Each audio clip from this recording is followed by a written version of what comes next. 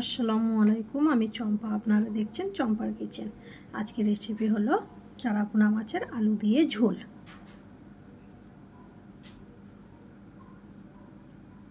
মাছগুলো আমি ভালো করে ধুয়ে কেটে এখানে নুন আর হলুদ দিয়ে ম্যারিনেট করে নিয়েছি।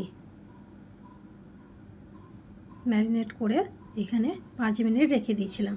দিয়ে দিলাম কড়াইয়ের মধ্যে তেলটা যখন গরম হয়ে গেল তখন ওই ম্যারিনেট করা মাছটা একটা একটা করে দিয়ে আমি ভেজে নিচ্ছি। আমার ভাজা রাখা মাছগুলো আমি তুলে নিলাম। আবারও আমি বাকিগুলো ভেজে নিচ্ছি।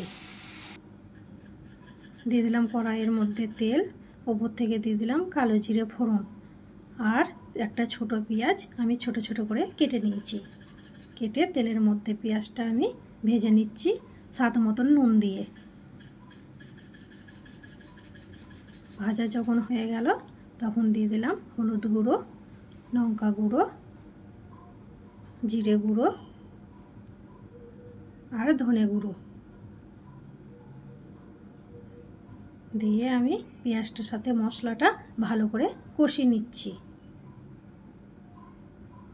2-4 বার নেড়ে নেড়ে আমি এইভাবেই কষাবো। কষানোর পর এখানে কেটে রাখা একটা আলু আমি লম্বা লম্বা করে কেটে নিয়েছি, সেটাও আমি পেঁয়াজের সাথে ভালো করে কষিয়ে নেব। আবারও আমি নেড়ে চেড়ে কষিয়ে নিচ্ছি।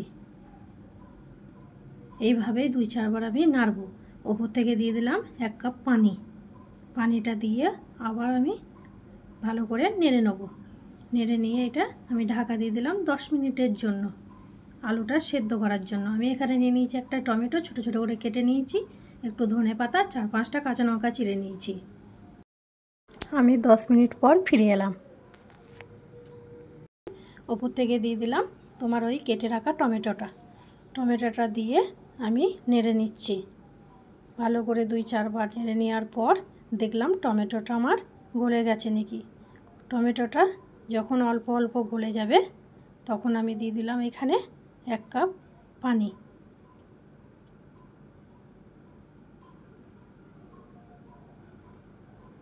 পানিটা দিয়ে আবারও আমি 2-4 বার নেড়ে নিলাম।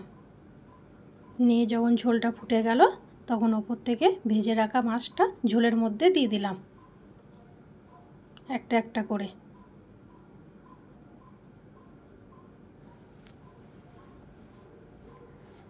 আর দিয়ে দিলাম এখানে কেটে রাখা ধনে পাতা আর কাঁচা লঙ্কা চিড়ে ওপর থেকে দিয়ে দিলাম। নিয়ে আমি 10 মিনিটের জন্য আবারও ঢাকা দিয়ে দিলাম। 10 মিনিট পর আমার রান্না রেডি। আজকের রেসিপি ছিল চারাপোনা মাছের আলু দিয়ে ঝোল।